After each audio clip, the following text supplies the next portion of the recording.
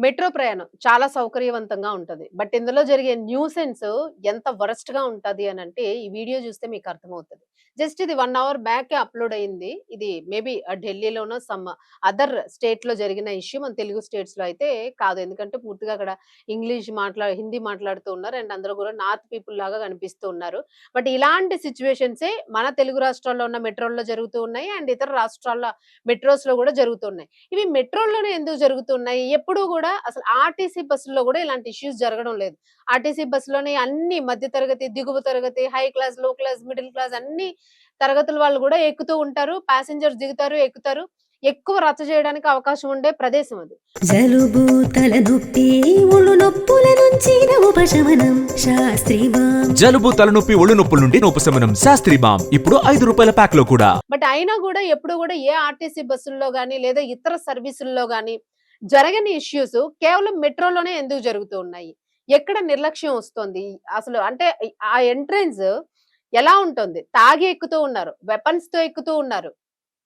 ఒక దాడి చేస్తూ ఉన్నారు. సో, అసలు చాలా సార్లు ఫైర్‌లు గూడా జరిగినాయి మెట్రోలోని. కత్తులతో దాడులు జరిగినాయి. బట్టలు విప్పేసి ఇబ్బంది పెడుతూ ఉన్నారు. తాగి ఎక్కుతూ ఉన్నారు. తాగి ఇష్టం వచ్చినట్లు ఎవడో ఫోన్ పట్టుకొని అందరిని వీడియో తీస్తూ ఉన్నాడు ఒక వీడియోలో. కొంతమందేమో ప్రైవేట్ పార్ట్స్‌తోని టచ్ చేస్తూ గూడా తెలిసినా గూడా వాటితో టచ్ చేస్తూ అట్లనే కంటిన్యూ చేస్తూ ఉన్నారు.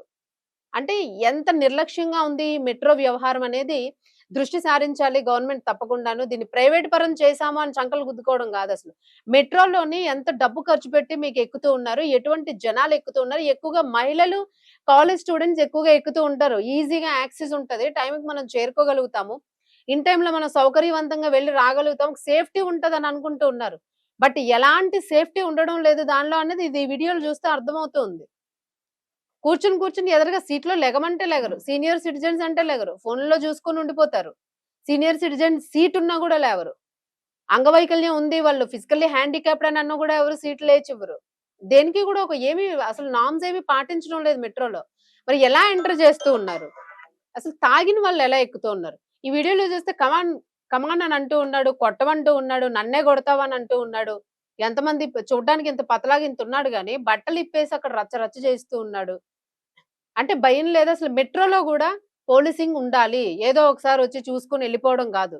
మెట్రోలో రష్ కంట్రోల్ ఉండాలి. కనీసం ఒక పోలీసొచ్చినా గూడా ఆ రష్ లోపల నుంచి నెక్స్ట్ కంపార్ట్‌మెంట్ ఎళ్ళడానికి అసలు దారే ఉండడం లేదు. అంటే మెట్రోకి మనుషులెక్కడానికి ఒక లిమిట్ అంటూ లేదా? ఇంతమందే ఎక్కాలి. ఇంత లిమిటు. కనీసం స్పేస్ ఉండాలి కొంచెము. ఏదైనా జరిగితే అసలు తప్పించుకోవడానికి కూడా స్పేస్ లేనంత ఇరుగ్గా ఉంటున్నాయి కంపార్ట్‌మెంట్స్ అన్నీ గూడాను. సో, ఎందుకంత మనీ మైండెడ్‌గా ఆలోచిస్తుంది ప్రభుత్వం అయినా గూడా ఇలాంటి దీనిలోని? అట్‌లీస్ట్ మనుషులు సేఫ్టీ ఆలోచించాలి గదా! ఈ సేఫ్టీ ప్రికాషన్స్ అనేవి అక్కడెక్కడ గూడా కనిపించడం లేదు. ఆ జనాల్లోని ఎవడో ఏది తెగ్గోసేసినా గూడా అక్కడ తెలిసే అవకాశం గూడా కనిపించట్లేదు ప్రాణం పోయే వరకు. సో, కొంచెము మెట్రోల్లోని వెయిట్ కెపాసిటీ మెయింటైన్ చేయాలి. రద్దీ మెయింటైన్ చేయాలి. రద్దీ లేకుండా. అలాగే సేఫ్టీ ప్రికాషన్స్ ఉండాలి. పోలీసింగ్ ఉండాలి తప్పకుండాను. ముఖ్యంగా మహిళకి సంబంధించిన కంపార్ట్‌మెంట్‌లోనే అలాగే వృద్ధులు, అలాగే అంగవైకల్యానికి సంబంధించిన వాటిల్లోని అసలు టీనేజర్స్ అసలు సీట్లు గూడా ఇవ్వకుండా హెడ్ ఫోన్స్ పెట్టేసుకొని మాట్లాడుకుంటూ, కనీసం అడిగింది గూడా మినిమమ్ రెస్పెక్ట్ చేయకుండా సీట్‌లోంచి లెక్కకుండా ఉంటూ ఉన్నారు. మరి సీసీ కెమెరాలు ఉంటూ ఉన్నాయని అంటున్నారు. ఈ సీసీ కెమెరాలు ఏం ఫోకస్ చేస్తున్నాయి? అసలు దీని మీద ఎప్పుడైనా చర్చ జరుపుతోందా అసలు మెట్రోకి సంబంధించిన సిబ్బంది? సో, ఇవన్నీ కూడా జరగాలనైతే కోరుకుంటూ ఉన్నారు. మెట్రో మీద చాలా కంప్లెయింట్స్ వస్తూ ఉన్నాయి. చాలా నెగెటివ్ ఇంపాక్ట్ మెట్రో మీద కనిపిస్తూ ఉంది. మరి ఈ విషయంలోన మెట్రోకి సంబంధించిన యాజమాన్యం ఎలాంటి చర్యలు తీసుకుంటదో జూడాలి. ప్రస్తుతానికి ఈ వ్యక్తి చాలా డేంజర్‌గా కనిపిస్తూ ఉన్నాడు. అక్కడ మహిళలున్నారు. బట్టలిప్పేసాడు. కొట్టు, కొట్టు ఫైట్ చేద్దాం కమాన్, కమాన్ అని అంటూ ఉన్నాడు. అసలెలా తీసుకోవాలి దీన్ని? ప్రతి చిచ్చొరగళ్ళు ఎక్కేయడము, అక్కడున్న ఆడవాళ్ళని ఇబ్బంది పెట్టడము, ప్యాంట్ జిప్పులు తీసి ప్రైవేట్ పార్ట్స్ తగిలించడము. ఏం జరుగుతోందసలు?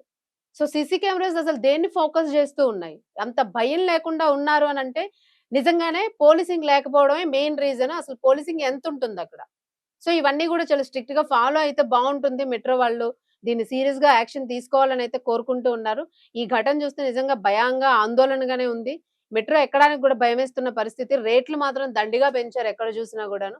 అట్‌లీస్ట్ ఆ టికెట్ చెక్ ఇన్ అయినప్పుడైనా సరే, వాళ్ళు మందు కొట్టున్నారా? లేకపోతే ఏంటి అని అట్‌లీస్ట్ ఆ చెకింగ్ గూడా పెట్టుకోవాలి. ఆల్కహాల్ మెషిన్ గూడా కంపల్సరీగా దానికి సంబంధించి చెకింగ్ మెషిన్ గూడా పెట్టాలి. అలాగే బ్యాగులు చెక్ జేసి వాటర్ బాటిల్ గూడా తీసి పక్కన పడేస్తారు. కానీ మందు బాటిల్స్‌తోని ఎక్కుతున్న వాళ్ళు చాలా మందున్నారు.